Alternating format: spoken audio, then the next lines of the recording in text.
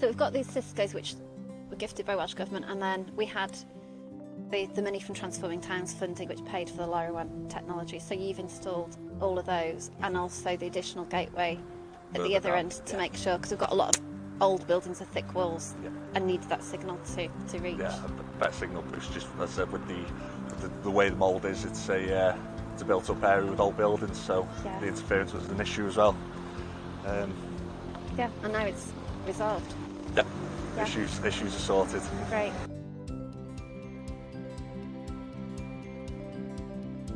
This was the first ever device we installed in mould, and as you see at the top, you've got the devices. The top one is the people counter, and the second one down, that sends a signal out to pick up all the other ones, and then on every other, they have the same circular device, which sort of piggybacks off each other. Inside the column, you've basically got your 240 supply here, and that basically comes out into the bottom of this PoE injector, and then you have the little Cat6 that runs up to it, which links them together.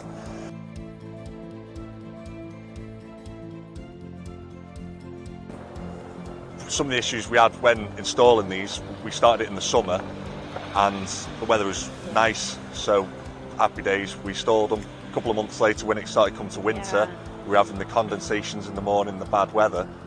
The columns were starting to get water ingress, which these PoE injectors are mainly designed for internal use. So when the water was getting in, it was shorting the circuit out inside, which was blowing the PoE injector, and that's what we've found a lot of problems with mould. And in other towns, some columns where this hasn't been sealed with anything, it's fine because the water ingress isn't getting in, but a different column down the road, you'd open the door and there'd be a lot of water inside, which was the issue. So we had to come over a solution to rectify this. And with this column there is a bit of spacing up, but with other columns you're very limited to space. So we've had to come up with different ideas. One being, using silicone and grease to obviously stop the water. There's other ways where we've put them inside adaptable boxes, enclosures, just to keep them protected where the water's even heavier. But on that, again, it's a pretty simple install. You just obviously 240 supply, PoE injector and cable up to the top. That resolving the issues for the water ingress, it took a while to get to that point. Yeah, well, we didn't know it was the water ingress initially. Obviously, when it was the summertime, obviously there were no issues, and then as soon as the winter started coming, it was just a slight bit of rain. It would be like that stopped working. Sure. So you'd come, the column was dry. You'd have a look inside, or you'd pull it apart and you see that it'd all been burnt and whatnot, and you go in, what's caused it? What's caused this? And then it wasn't until when we went to a column and it was wet, we realised that it was the water that was causing the issue. Which could happen anywhere. Yeah. The challenge is that some of these columns, they're not all identical columns, are they? No. So with them, the different devices we've installed, some go chest height, and in certain towns you've got the decorative columns where they're not just a straight column like this one, they have where it comes out and it changes shape. So we haven't been able to install them, so we've had to use different devices in different areas just due to the column.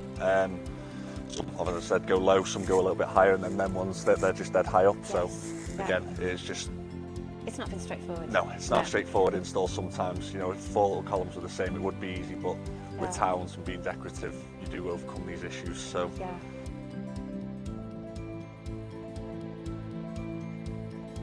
Well, one of the main issues was finding the supply, but obviously, thankfully, we had it there, but we've had to dig our own trench. Yeah. We have the little wall here, where we needed to get the access to. We couldn't bring the van up due to the gate. So we've obviously had to take away these slabs, get the ladder up, but obviously because we're on the slope, we've also had to pack it up. Yeah. And just with a general health and safety issue, we've had to use eye bolts. Yeah, we've had to have a look and have a look at everything. With it being an old building, it was drilling into it. They were a bit funny about, so we've just had to overcome these issues. And then when installing the gateway, the antenna that you can see on the front of the building was originally attached to the curlink device. Right. But because it's a cast iron downpipe, it was throwing a signal issue, so it wasn't even working at all. So when we've added the aerial and put it to the side away from the downpipe, that's when the signal was able to be boosted through to the town. But again, with mould being such a built-up area with old buildings, the the signal wasn't getting all the way to the bottom, so we've had to introduce another curling device, which... How do you check for the signal strengths and things then? I do have a device here which is a signal detector, so when you turn it on, it will load up for a few minutes. It's just trying to find a signal towards the gateway. It'll take a couple of minutes. Once obviously the signal's all ready, you just press the button, and there we're getting perfect signal. You can also press this button and it'll go through the frequency it's sent out, the hertz and everything else that you can read and understand. It will tell you the longitude and latitude, and that's just the counts we've done so far, and the packet loss, which is 0. So obviously that's a very good reading.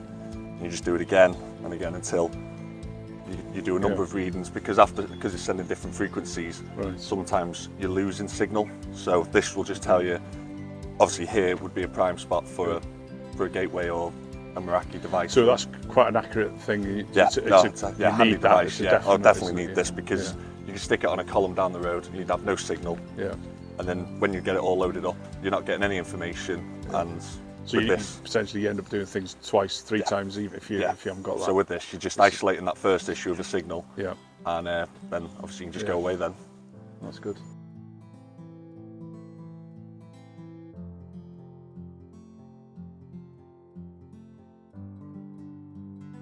Once we completed the Bailey, kind of the capital work of the Bailey Hill project, realised how important it is to monitor what the footfall now is of people coming to the site.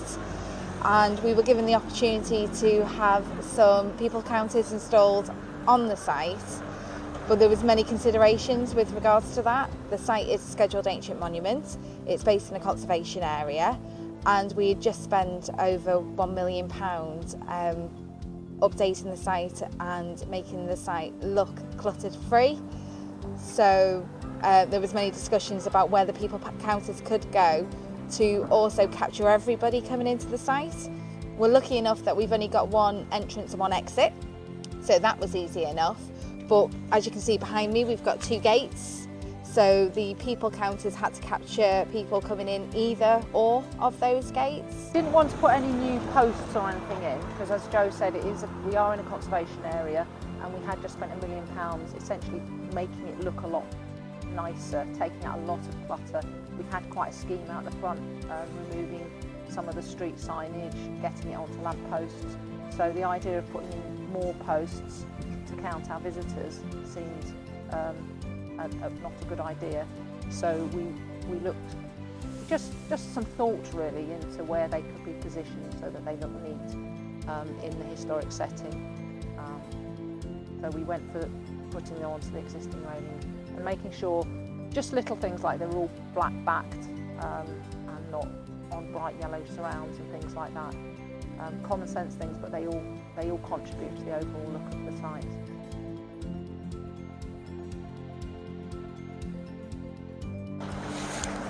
So here we have the people counter device outside Bailey Hill, and this basically just sends an infrared beam from one to the other, and if you walk through it, it'll just basically count to say one person's come in. And it's really helpful for places like Bailey Hill to understand how many people are using the park.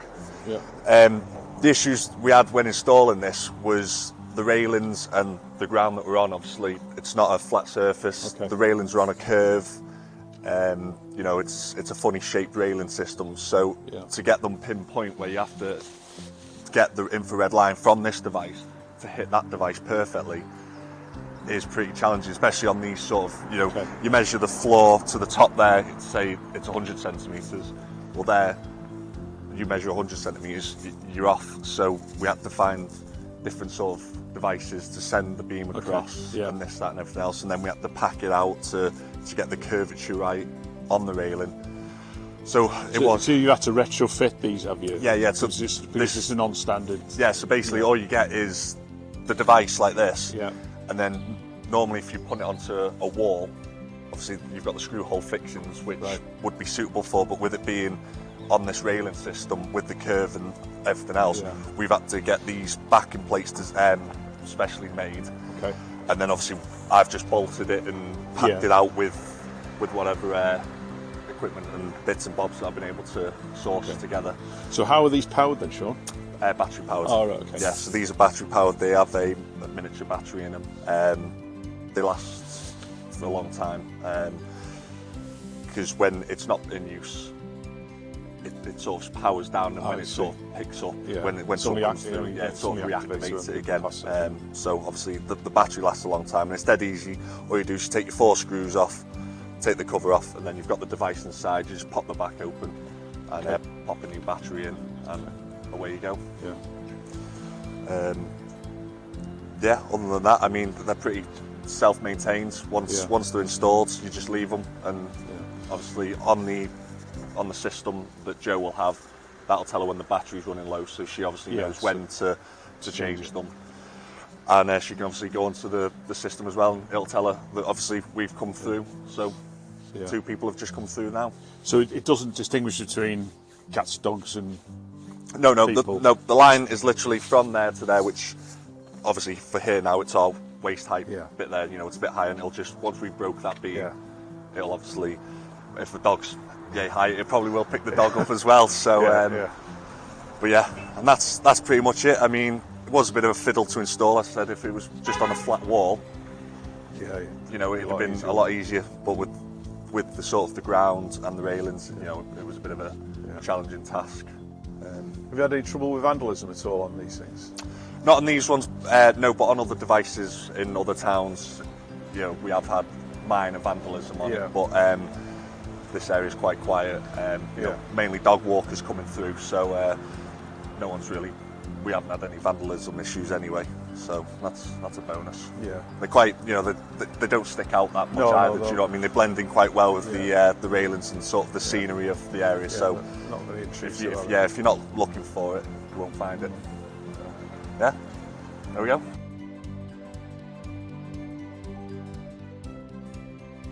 Of footfall of people coming up to the top of the high street, and correlate that with the information of those who are actually accessing Bailey Hill. So if we're getting huge footfalls at the top of town but not huge footfalls in the park, that shows me that there's some work that needs to be done to encourage people to actually walk through the gates and actually come and see what we're doing here. So that information is very beneficial. This year we have 2 big events planned for Bailey Hill, one of which is our Easter Fun Day, as well as a medieval day, and the health and safety with regards to those is important. The site itself can hold 500 people under our fire regulations, and although we don't always get 500 people on site, we still have to have that as a consideration. So being able to use this technology to accurately count how many people we have on site for events, we can also look at the health and safety and make sure we're not exceeding any of those regulations that are in place.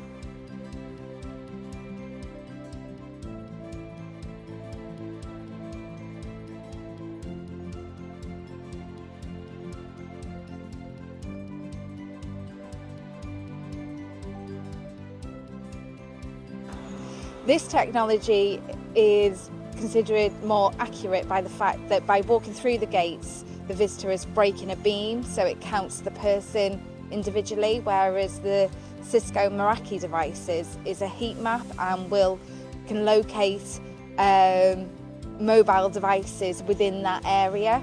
So although we have a Meraki device near Bailey Hill, we couldn't use that information for funding because it doesn't accurately tell us how many people have actually accessed Bailey Hill. So this is why this system works best for a place such as a park.